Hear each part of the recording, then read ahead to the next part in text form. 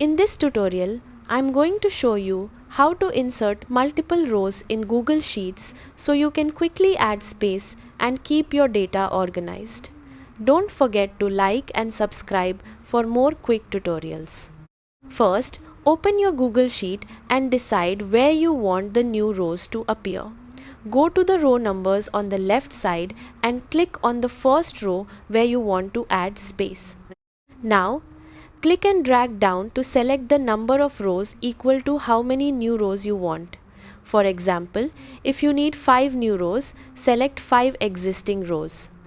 Once selected, right-click anywhere on the highlighted rows.